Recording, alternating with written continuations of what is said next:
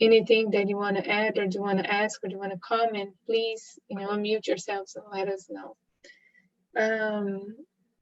Can you guys hear me okay? Yes. Yes. Okay, good. So I'm gonna begin. So the chapter begins with these passages from Matthew and Luke, talking about loving your enemies. So Jesus' maxims brings to us: love your enemies, do good to those who hate you, and pray for those who persecute and malign you. If you love only those who love you, what reward will you receive from it?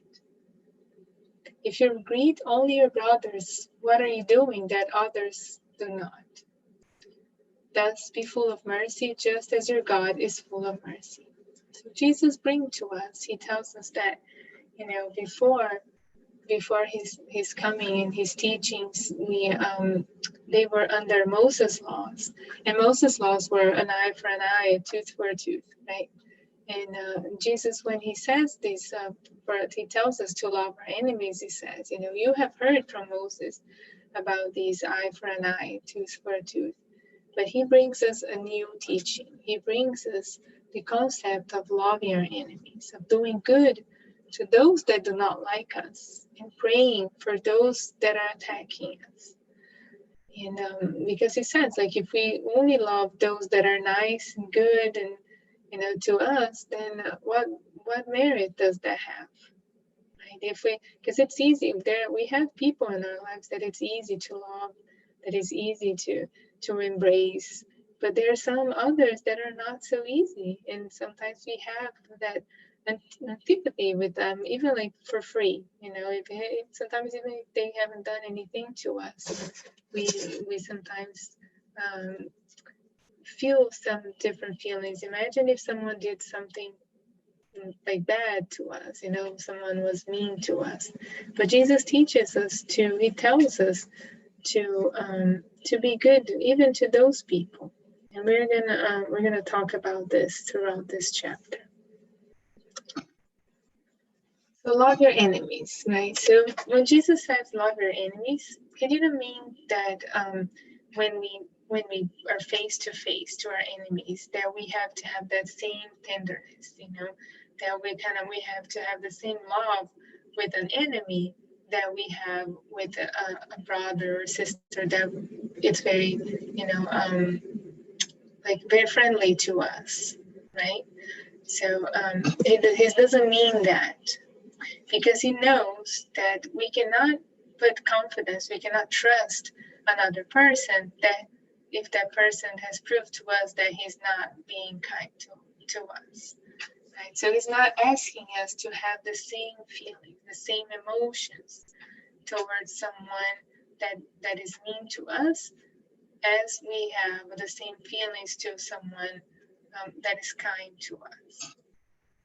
So it's hard for us to have this friendship, knowing that the person can abuse a situation, that a person cannot be kind to us, right? But so when Jesus tells us to love your enemies, he's not telling us to be loving, like to hug, to embrace, to have the same feelings that we have towards our loved ones, to have to those that are in our list of enemies. Let's put it that way. But it's what he tells us is a little different. What he brings to us is, with this loved one's enemy, is that we should not hate them, even though we might not want to be in their company. We might not trust them anymore. We also don't have to hate them. He asks us to not be to hold resentment against those people, and above anything, to not desire any vengeance, to not. Yes. Your voice is sua voz está abafada. Okay, let me try this. Yeah, it's better now. Is it better?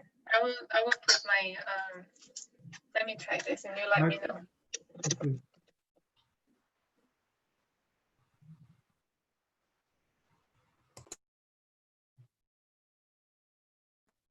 Better with the headphones? Yes, it is. Thank you. Yeah. Okay. So when Jesus tells us, to love our enemies, he tells us not to hate, not to hold any resentment against our enemies, and above all, not to desire to do vengeance. He doesn't want us to repay them with bad things. So he tells us to forgive all the evil that was caused to us, without any conditions. He tells us to not put obstacles in the way of reconciling. This is very important because, and this it gets into the point of forgiving and forgetting of offenses, right? So Jesus, he tries to teach us all the time to be forgiven, to forgive the offenses of others against us, and not putting this obstacle in the way of to reconcile, to a renewal, to something, if the person, giving a person a second chance, right? And also to wish them well instead of wishing bad things to happen to that person. Because sometimes we have that, we kind of, we say to the person, oh yeah, I forgive you, but I don't want to see you again, or I forgive, but I don't forget. And we also sometimes are like, when we see something bad happen to someone that was not kind to us, we're like, oh, see, that is karma, they God is just, that's why it happened to them. So secretly we had that feeling that we're not wishing them well. But Jesus brings to us this notion. He tells us to not put any obstacles in a way or in a reconciliation. He also tells us to feel joyful if something good happens to that person. When good things happens to those that were once not good to us, he shows us that we should be happy for them in any circumstances, and to help them whenever possible, to abstain from words or acts that might harm them. So, helping everyone, it doesn't matter who they were or what they did. So to always return goodness for evil without any intention to humiliate. So this is very important too, because it's not one act. The act of the other person doesn't justify ours. So if someone was mean to us, if someone did something bad to us, that doesn't justify that we do, the same thing against them, that we repay them with the same coin, like we say in Portuguese. We should not let other people's behavior dictate ours, right? So we should always be worry more about our behavior than the others' behaviors, because we cannot change what the others say or do, but we can pay attention and change our part and do our part, right? Um, so whoever can proceed, and Kardec says that whoever can proceed in this manner fulfills the conditions of the commandment, love your enemies. So something for us to think about, because when we talk about enemies or someone being mean to us, one thing that this teaches us when we study, when we read Jesus' teachings, and he led it by example, right? Jesus was he knew the ones that were there to love him and the ones that were there to attack him, and his conduct was appropriate according to each one of those that would reach him. So it's not that he would condone the behavior of those that were attacking him, but he always showed love. He always showed love because he knew that there is good in every person. There is good in every one of us, and that we cannot judge a person based on one behavior. That one behavior, that one mistake, that one fault doesn't define that person. So we cannot judge, think that one circumstance, one happening, one behavior is the person, that the person is the mistake. There's always something good in every one of us. And Jesus knew it. He knew it because every single person that came to him, he embraced with grace. He embraced with love, regardless if they were there attacking him or not. So he shows us, Jesus is the example for us of how we should act and behave when our enemies come to us, when anyone comes to us, right? Because we have to see our brothers and sisters, and that we have to see any person that is around us, any person as a being and in the path of evolution. Where none of us is perfect. All of us, we have all made mistakes at some point in life. It doesn't matter if they're big mistakes, small mistakes. We all have been there, and we know that there is good inside of our hearts. So we have to try to see the good that is in everyone, and not judge based on only one situation. So to love one's enemies, represents one of the greatest victories attainable over selfishness and pride. Because when we start to see people like that, then we leave ourselves, a little bit of ourselves to the side. We take that pride of always wanting to be right, or always sometimes wanting to be superior. Sometimes we have these feelings of superiority and saying like, oh, he was wrong, he did this, he did that.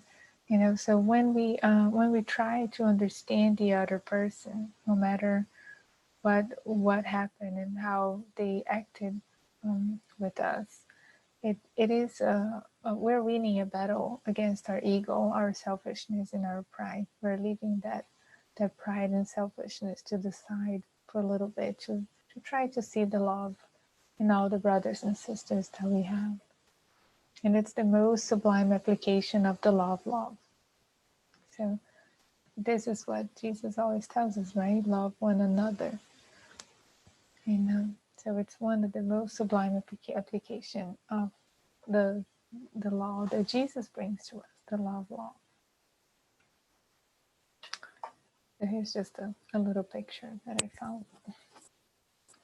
And who cannot, everybody needs a hug. And like they say, hurt people, right? So if someone hurts us because somehow they might be hurting inside. So it's always good to be to try to see the good in the other person and try to be kind.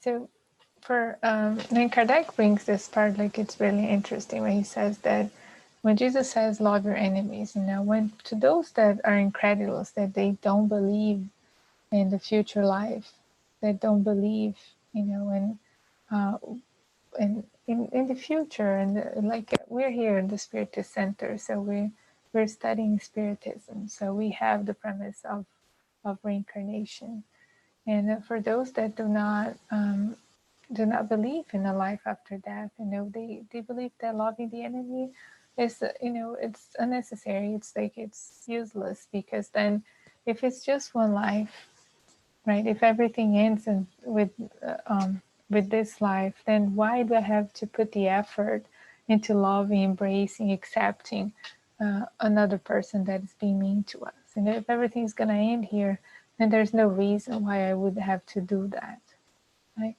So for those, they don't think that there's a necessity, right? And so they do have this desire for vengeance. They do have this desire to not for they're not interested in forgetting and forgiving, and they will keep that pride and that ego strong up until the end. So they would not forgive, because to some people, forgiving is they think it's a weakness, it's showing weakness, which is completely the opposite, right? And and those are for the ones that do not believe in a future life, does not believe that everything that we do here today, everything that happens to us today has a cause. We see this life only as a dot on the timeline of the life of our true spirit. So for those that do not have that notion of the past and the future, will not see forgiving, will not see this love to the enemies as something that will be necessary. But for us here, especially the spiritists, like the Kardec mentions this in the book, for the believers and above all the spiritists, we have this vision of the past life and the future life, right? So we know that this where we are right now is just a point in time in a timeline of our spiritual life, and we know that we have made many mistakes, in our past lives. Who knows? Right now we don't remember, but I think most of us here are certain that we have not been spirits of light throughout. So we're learning to be kind, to be generous, to love everyone as Jesus taught us. So this is for us where we are right now. It's a huge opportunity to start developing the virtues that Jesus teaches us. So for us, the spiritists, we know that there's always an importance for us to be around each person that is in our life. Every person that is in our life, they're there because there's a reason, and if they're not kind to us, it's because maybe there's something that we have done, right? Be it on this life or another. And so from this elevated point of view, the difficulty, the vicissitudes are easier to bear, they're less bitter. The spiritists are to thank God for being put to the test. They should also thank the hand that offers them the opportunity to demonstrate their patience and resignation. This idea will naturally dispose them towards forgiveness. So when we understand the the principle of reincarnation, when we understand that we are here in a world of trials and expiations, we know that we're going to be tested. We know that these trials are going to come to us. So we should be thankful to God, and we should be thankful to the person that is being mean to us, because that person is an instrument for us to develop, to help us develop inside, to help us develop the virtue of forgiving, to help us practice, to exercise this patience, this tolerance that we're still learning to apply in our lives, and they also know that the more generous they are, the more they become elevated in their own eyes, so putting themselves beyond the reach of the enemy's darts. So the person who occupies an elevated place in this world does not feel they are offended by the insults of others. They understand that hate and rancor only degrade and lower them. So we know that, like it says here, hate and rancor, these are like very low vibrations, low feelings, something that we do not, inferior feelings that we do not want to be cultivating inside of us, and it doesn't do any good to us, right? It doesn't do any good. It's like there's a passage when Jesus says that if you have anything against your brother and sister, or sister, if you have anything against your brother, go and reconcile with him while we're still on the same path. And when we think about this passage, it brings us, it brings to me, this passage comes to me when I study this chapter of forgiving, of loving our enemies, because when Jesus tells us, go and reconcile while we're still on the same path, what he means with that is that while if you have not forgiven, while you're still holding resentment to that person, you are always going to be on the same path, because that person is going to be inside of you the whole time. You are going to be holding that person with you in your feelings the whole time. So if you're not letting go, if you're not forgiving, if you're not letting go of those feelings and letting go of what happened, you're going to be carrying that person with you all along your path and this person's pathway. So when Jesus says, forgive while you're still in the same path, it's like when we forgive, when we forget, we free ourselves. Forgiving is not so much to the other person, but it's a lot for us.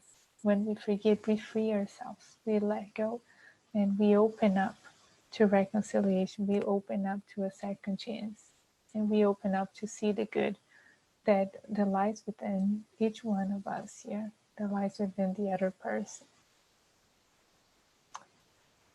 And so knowing that so talking about here, we talked about knowing the past life, the future life, knowing about reincarnation. We know the things that all the feelings, all the things that we go through life doesn't end with death. We know that, there is no death, it's just a passage, and that life continues, right? So we know that, first of all, evil is not the permanent condition of mankind. So like I said before, we all have good things in us. We are all on this path of evolution, of growth, and we are all trying hard to receive light, to become more enlightened spirits, to become better people, to become better spirits, right? And when death comes to us, it only kind of releases us from the body. It only releases us from the material world. But everything that we carry inside us, it's gonna stay with us.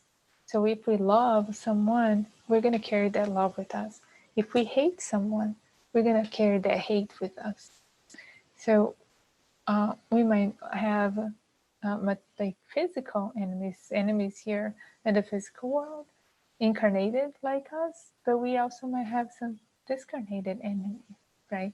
Because once the person dies, he's going to carry that, he's going to carry that, the resentment, he's going to carry, the hate, the anger, whatever he's cultivating inside of him, it's going to stay with him. So even after leaving earth, they're just still going to pursue, they if they have that desire for revenge, they're going to still hold on to that, going to still want that even after they have discarnated. So this desire uh, to give back, to take the other person back, will continue from one existence to the other.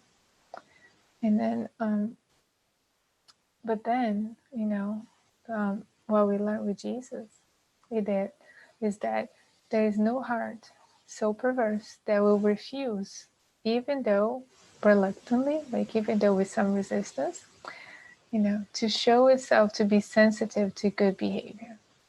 Through a good comportment, it's possible to take away all pretext for retaliation, and who knows, even make a friend out of an enemy before and after that. So, with a good behavior, from our part, we cannot expect anything from the other part, the other person. But when we change our behavior, we might be able to convert that person to be our friend, to go from an enemy to a friend. And if we are true Christians, if we are here to follow Christ's steps, we know that this is our mission. Our mission is to show love and to sow love as well, to be kind and to make friends, to be friends with everybody, to love everyone around us. We might not love everyone the same yet.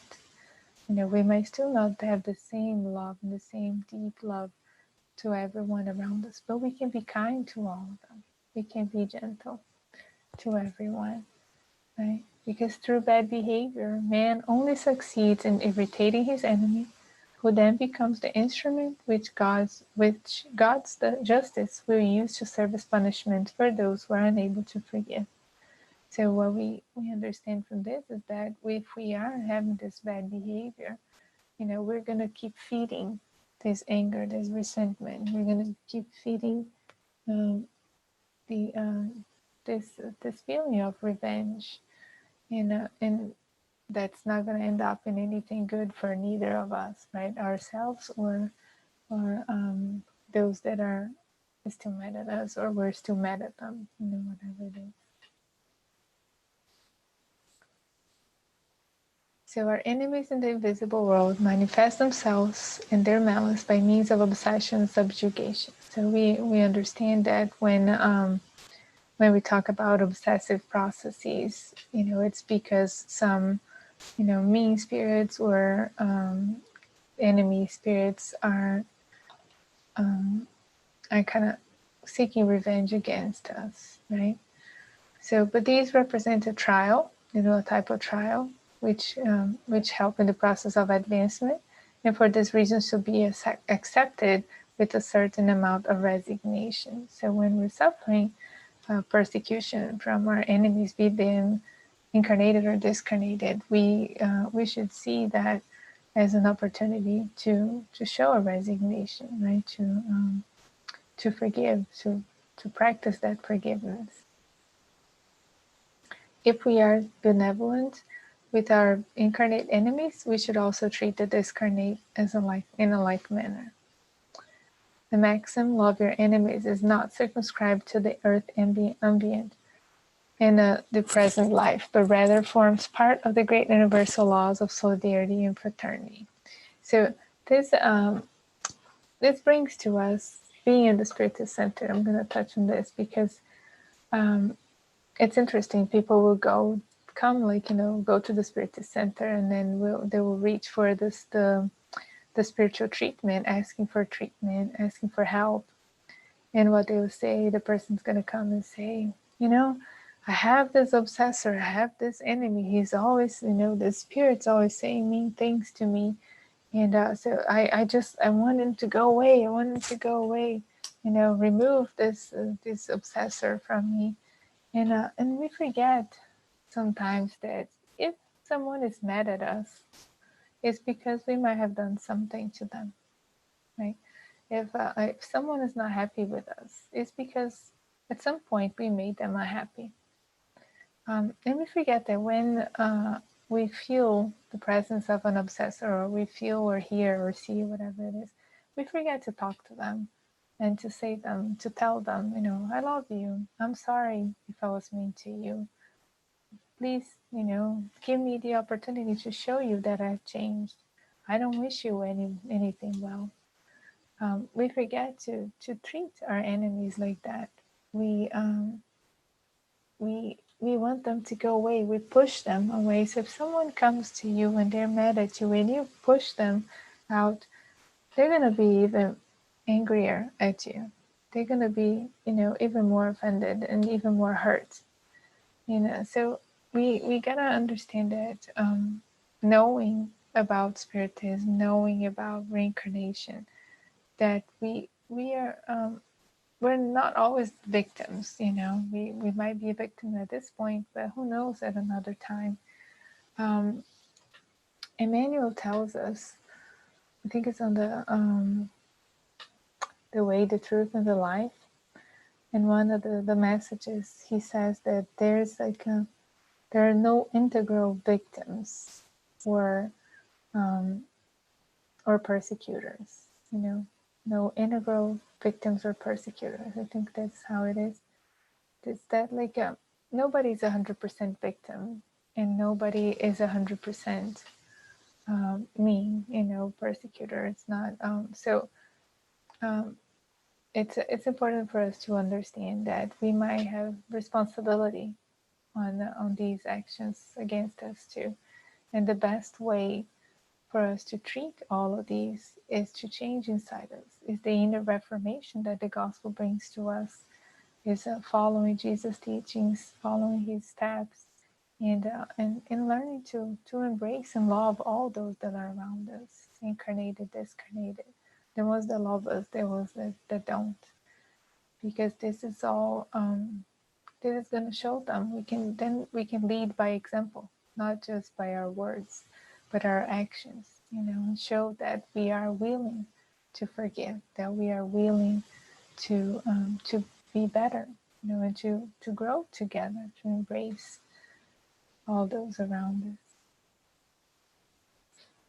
So there's some messages here, which I think I'm going to skip and then I'll come back because this is going to take a little time. So then, do you guys want to say anything? Anyone want to say anything? Want to comment?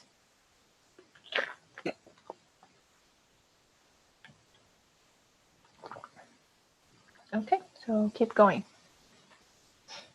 So if someone strikes your right cheek, offer the other also. So you have heard what was said, eye for an eye and tooth for a tooth. But I tell you, do not resist an evil person. If anyone slaps you on the right cheek, turn to them the other cheek also. And if anyone wants to sue you and take your shirt, hand over your coat as well. And if anyone forces you to go 1 mile, go with him 2 miles. Give to the one who asks you, and do not turn away from the one who wants to borrow from you. This is in Matthew 5:38 to 42. So, in the gospel brings to us this part, which says, to the proud, this teaching seems cowardly, because they do not understand that it takes more courage to support an insult than it takes to take revenge. This is always due to the fact that their vision does not go beyond the present. So once again, it brings us the notion of the future life, and is showing us that it takes us more courage to support an insult than it takes us to seek revenge, to want revenge. I think this is something for us to ponder and to think about, because it's sometimes, yes, it is harder to stay quiet and support that insult than it is to storm out and say a bunch of things that we're going to regret later, right? So something for us to think about. And then when it comes here, right? So if someone strikes your right cheek, offer him the other one also, right? So should we take this literally? And then the gospel brings to us, no, because this would mean the condemnation of all restraint, even legal restraint. So leaving an open field for those who are evil by absolving them from any kind of fear. So there is a line, there is a fine line that we have to be able to understand, to see that line. Up until where can I offer the other cheek or not? You know. But so by this maxim, Jesus did not mean that self-defense is forbidden, but what he condemned was revenge. It's merely another way of saying that we must not repay evil with evil. This is one of this part of not seeking revenge is one of the main points that this passage, that this chapter in the gospel brings to us. There is greater glory in receiving an offense than in being the offender, of patiently suffering injustice than practicing it, being deceived than being the deceiver, to be ruined rather than be the one who causes the ruin. I remember I used to watch, no, I still do watch, like Divaldo Franco's speeches. And when I first started watching the one thing that that always called me the attention when he said was that it's always better to receive the offense than to be the offender. There are many speeches of him that he says, the most important thing is that we are not the offender. Don't worry if you receive an offense. It's a gift, and you take it if you want it. But the most important thing is not to be the one that offends, the one that causes the hurt. Also, Jesus condemns any fighting, any and all forms of fighting, of getting to violence, because that is a manifestation of pride, because then you want to prove and show that you're right and the other person is wrong, right? And the faith in the future, in the future life, and the justice of God will never allow evils to go unpunished, can give a person the necessary strength to bear patiently the blows directed against our interested and self-centeredness. So, this knowing that we have a future life, knowing that today, right now in this life, we are shaping and forming our future life.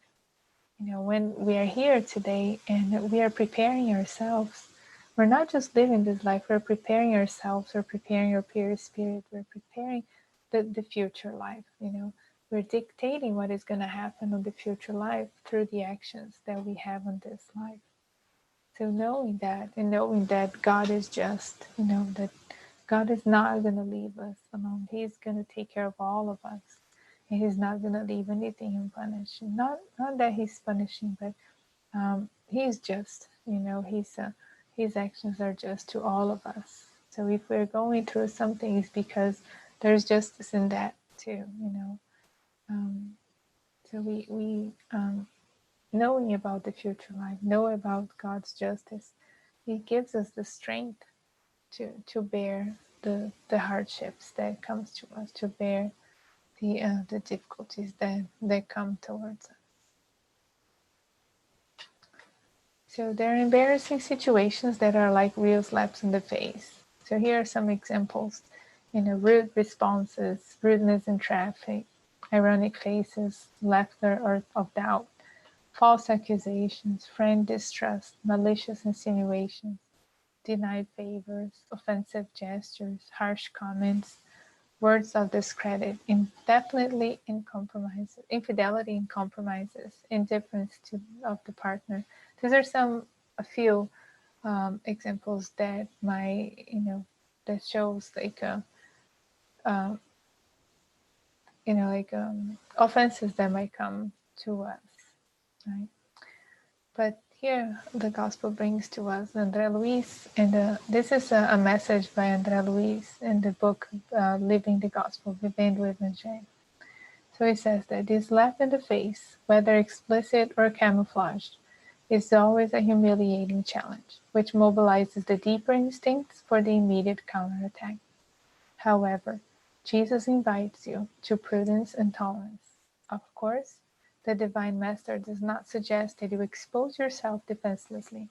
He only recommends that your actions don't be a declaration of war, but instead reveal as much as possible a peace proposal. There is no doubt that being harmed is bad. However, from the spiritual perspective, harming is worse. So something for us to think, right? So it's not pleasant to be harmed, to receive offenses.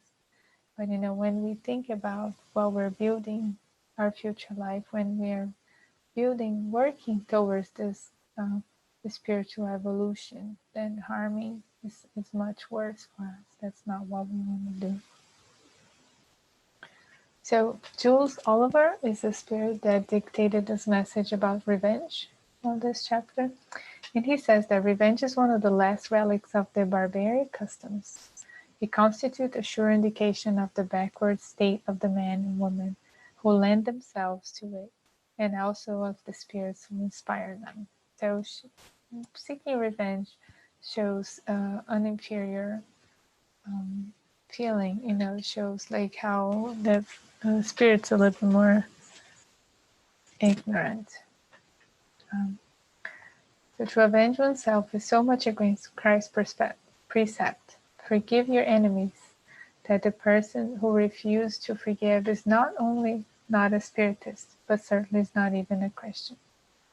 Every spirit who still today lays claim to a right to seek revenge for themselves is no longer worthy to take part in the group who hold as their motto, without charity there is no salvation. So, excuse me. So if we are here, the spirit is center, and charity is the way, is the motto that we carry. If we're not able to at least try to at least be willing to forgive and be kind to all those around us, we're not practicing that charity. We're not being a Christian, as Jules Oliver tells us here in this message.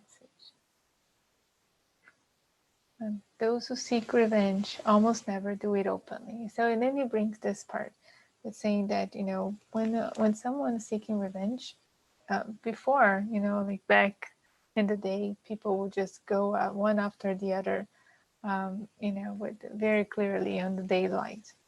Today it's not so much like that. Sometimes we might not even in today we might not even act, with revenge actions, but we may just think about it. We might think, like, wish something bad to happen to the other person, and that's what we need to pay attention ourselves.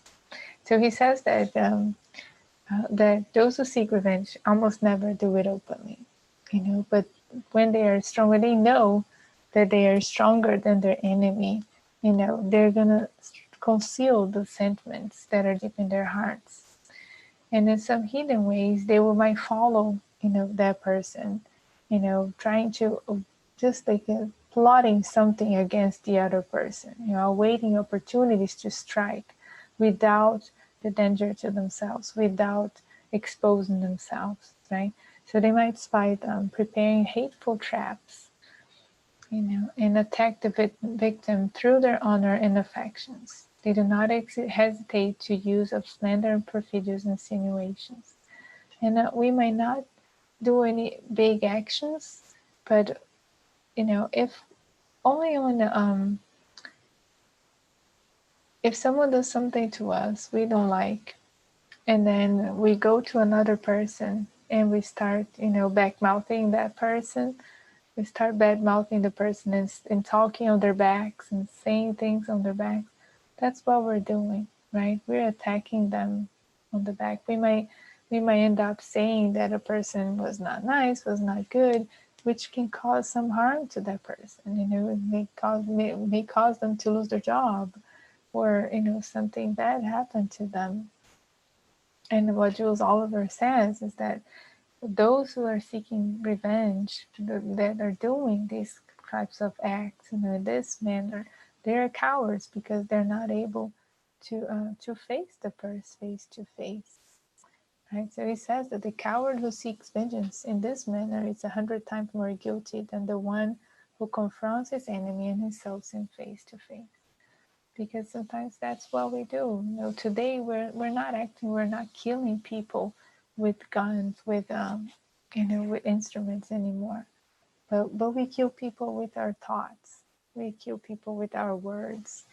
We send and we emit and emanate a lot of negative thoughts and a lot of negative energy towards people. And we know that everything is energy. That what we say here, if the person is here or not, if we're talking about someone here, that person is going to be receiving that. That person is going to receive that load of energy, and it's going to feel that on the body, on the perispirit. So we got to pay attention to that too, because we might say, oh, I don't seek revenge. I will never do anything to hurt someone. But we forget that we might do that with our thoughts, with our words. Be those words towards that person, to that person directly or not. So something for us to think about. And then Fenelon, um, another spirit that left some messages for us, he talks about hatred. And he said that love one another and you will be happy. Above all else, take to the heart the need to love all those who inspire indifference, hate, and scorn. Pride prevents men from seeing those who inspire hate on us, someone who needs self-forgiveness and cooperation. Do not forget that love draws us near to God and hate drives us away from Him.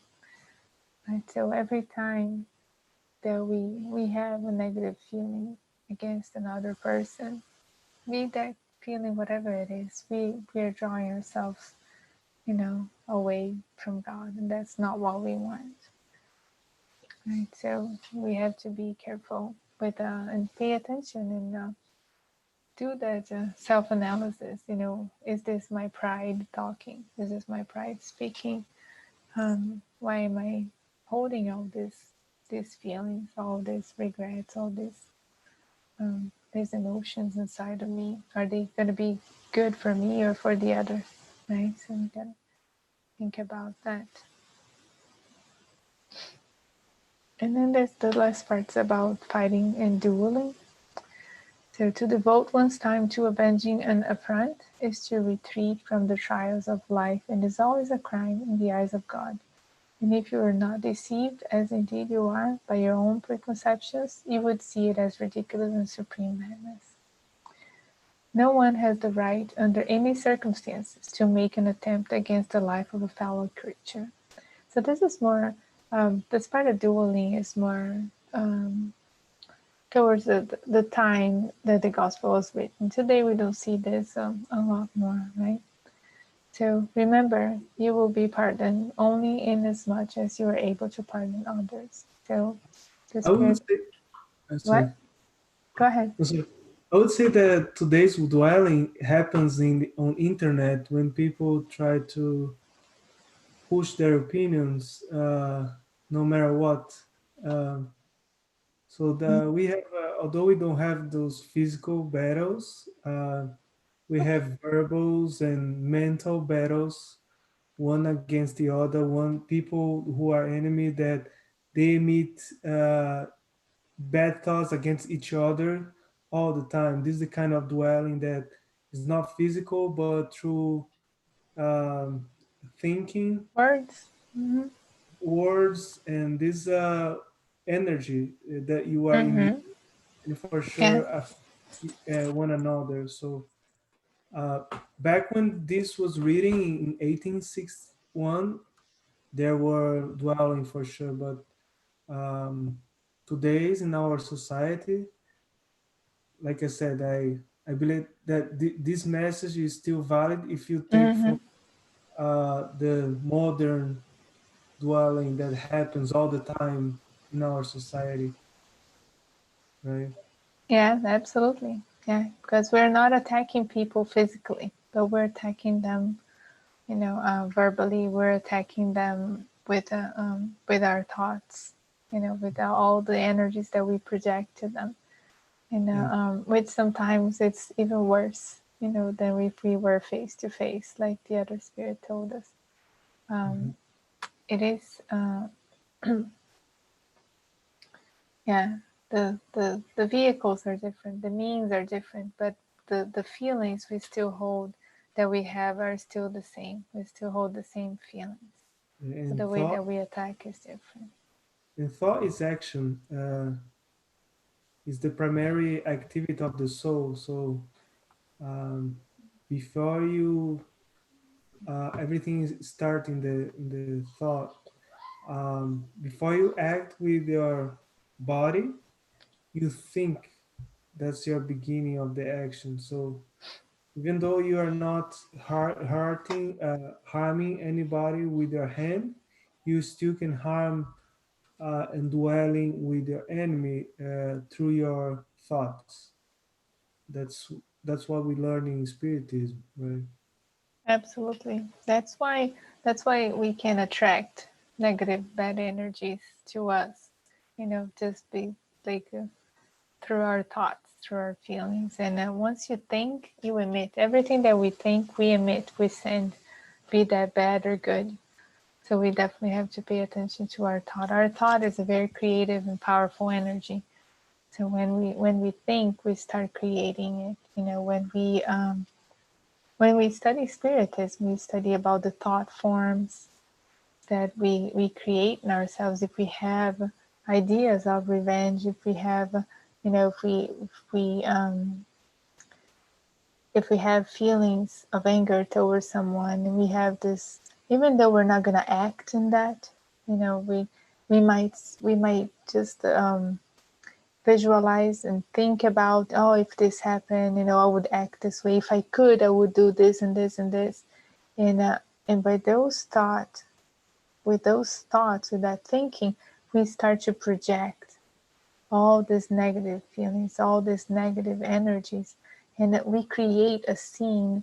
And the spirits say that when, for those that can see this thought forms forming around us in our aura, in our perispirit, and those are shady, negative energies that might attract, other negative energies around us.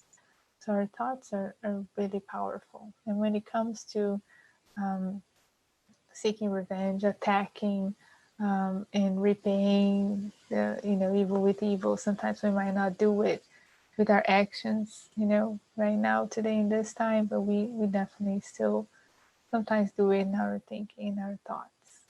And everything's energy. Thought is a very powerful energy. So it's very important for us um, to understand that. And and this also brings us to that the need that we have to of forgiveness. That the need that we have to start creating in us and nourishing in us the capacity and the ability to forgive.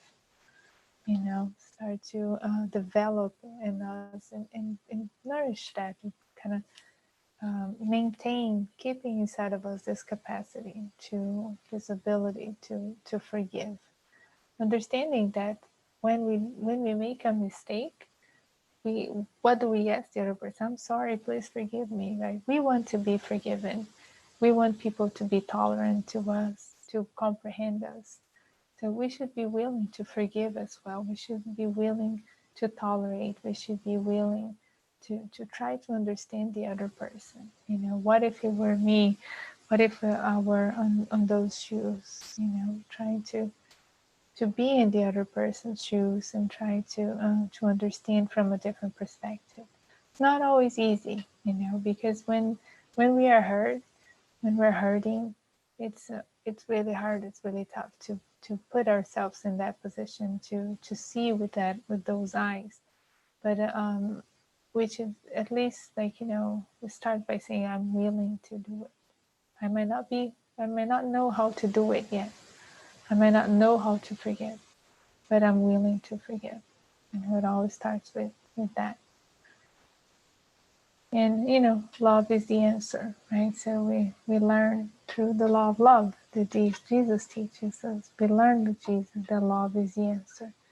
And the only way to change the world is by changing ourselves, right? Once we change inside of us, then we can help change the world, because we cannot change others. We cannot change others' behaviors, thoughts, feelings, but we can start to change ours and become better people ourselves and doing better ourselves.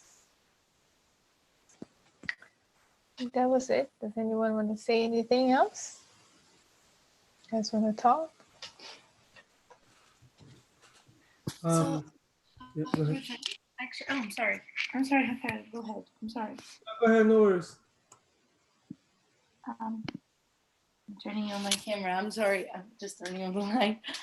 So revenge can also happen when you just have a thought of revenge. We can also consider that as well. Like we can consider that as well. So this is really something that we really need to take care of our thoughts even before we think about like acting. It doesn't matter if it's just dwelling or it's just acting in a like in a way that it might like look like a revenge, right?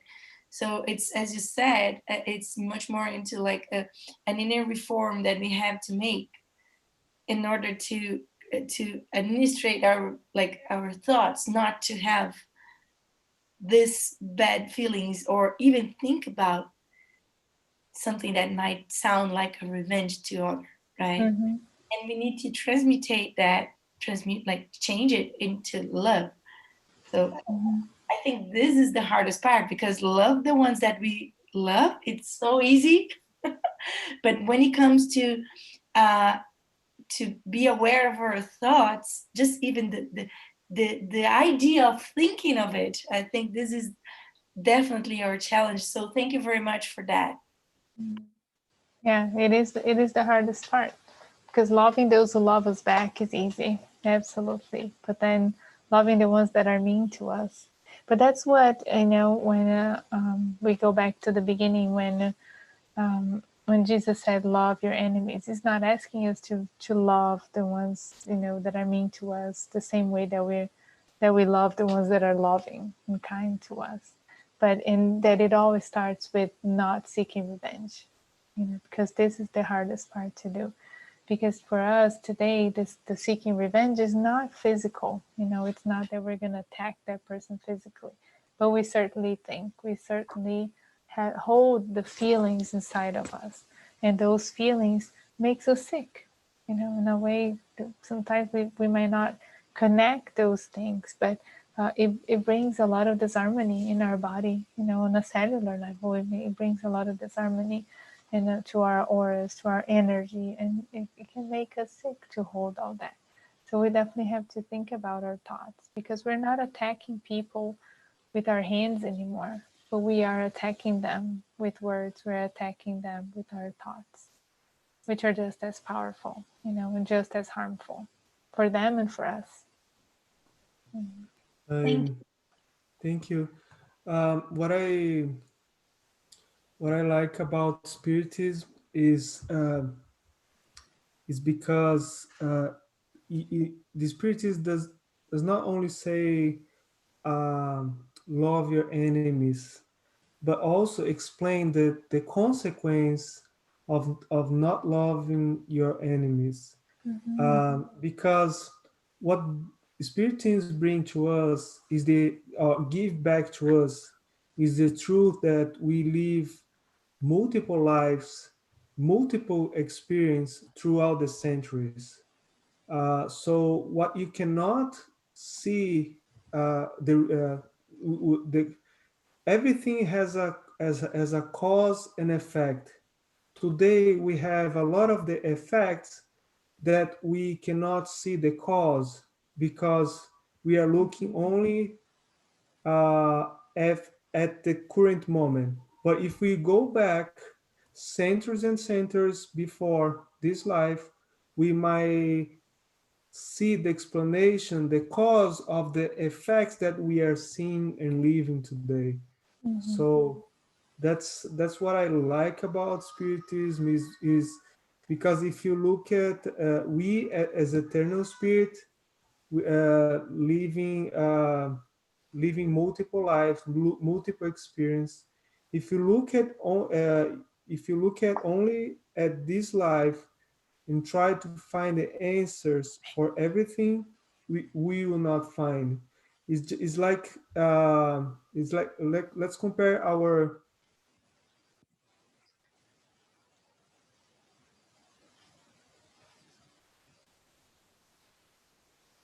Are you there, Rafael? He froze. Yeah.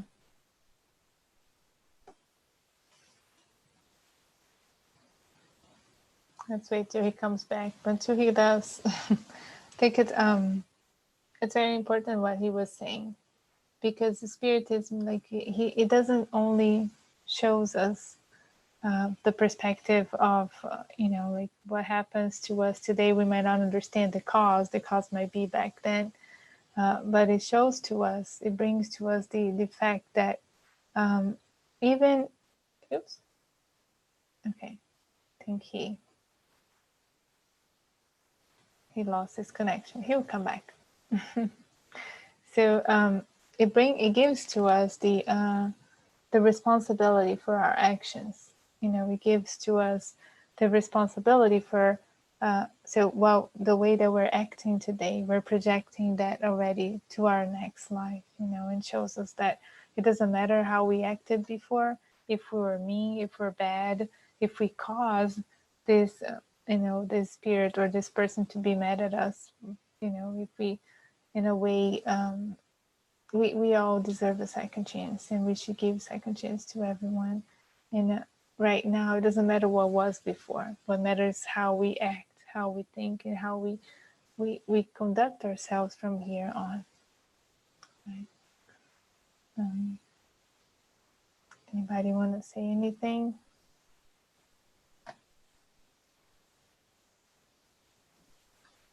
Sometimes there are people that I know they don't like me, for example, and I don't have much contact. What I try to do is just pray for that person, and so we wish well. And sometimes it's hard because you don't want to wish well, but I really want to wish well at the end because I want to see that person happy.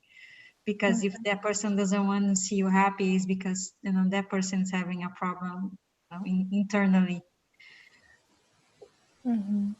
Yeah. Yeah, we cannot change the other person. You know, we cannot change. The only way to modify, to change in a way someone's thought of, you know, we cannot change the other person, but we can, by changing ourselves, by doing better ourselves, and changing our behavior and being a good example. You know, we can lead that person to say, okay, you know, maybe I can do that too. You know, and by being like that, we will emanate only good energies. You know, we will attract better energies for us as well.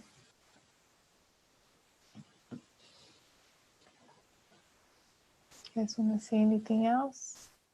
Let's see if Rafael is going to come back.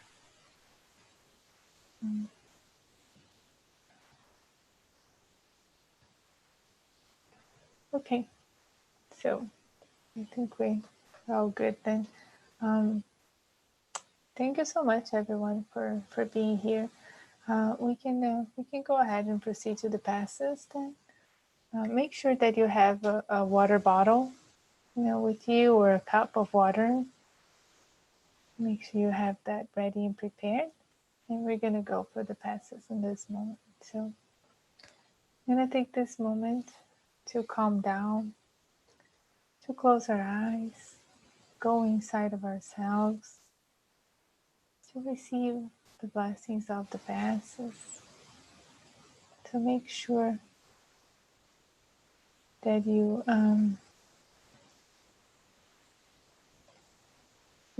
have a little water with you, for your family, so this water can be blessed by the good spirits and our guardian angels and mentors that are here with us. So we start this fast by breathing. Let's take a deep breath, breathing slowly, breathing deeply, relaxing the body, relaxing the mind, letting go of all the worries, all the thoughts, just for this moment. Breathe in, fill your lungs fully, and as you breathe out, you empty completely your lungs. We raise ourselves, we raise our thoughts to Jesus right now, connecting with all the good spirits, mentors of the house, our guardian angels, all the good spiritual friends that are around us. We put ourselves into prayer, you know, asking Jesus, asking God to be with us, to assist our homes, of all the homes here represented. We ask God to allow us to receive this light of love that is going to be poured down on us, the blessings of the past. So right now, we imagine a beautiful, crystal clear waterfall falling over us, full of blessings involving our body, removing all the negative energy, thoughts, feelings, penetrating, involving our whole entire body, every single cell of our body, our centers of force, this beautiful water that washes away anything, disconnects anything that does not belong to us. So we can open up to restore all the energies in our body, in our system, removing any feelings of hurt, of anger, of selfishness, of guilt, of sadness, of frustration, any anxieties.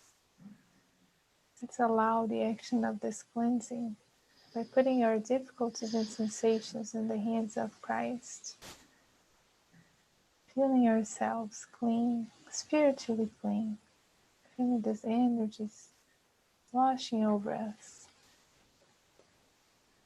Feel this water involving the whole environment of your home, opening up for this cleanse. May this water clean everything inside us, outside us, around us. Thank you, dear God. We now feel this beautiful light of love evolving us, coming from God's hand, right on top of our head, penetrating every single cell of our body, restoring our whole entire being, helping us re-energize. Imagine this beautiful light, imagine like a beautiful bright sun on top of you, and this water, this beautiful sunshine penetrating your whole being, lightening up your whole body from the top of your head all the way down to the tip of your toes. Visualize the team of spiritual doctors around us, all the good spirits that are here, bringing this healing light to us, receiving lights that are bringing good energies, evolving our whole home. Imagine this light surrounding, involving, embracing all your family members, your pets, children, spouses, everyone receiving it. The blessings of the past. We thank you, dear Jesus. And we thank the team of good spirits that are here with us, that have been here with us throughout this night, throughout our study. So we thank you, God. Involve and embrace our families. May Jesus and the good emissaries of Christ put their hands on the waters that we set aside, putting all the medicine, everything that we need in these waters. Thank you, dear God, for being with us. So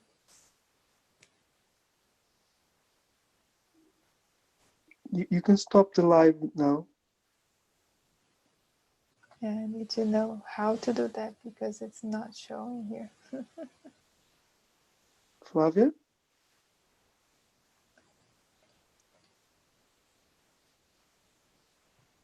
Hey, Are you the hoster? I don't know.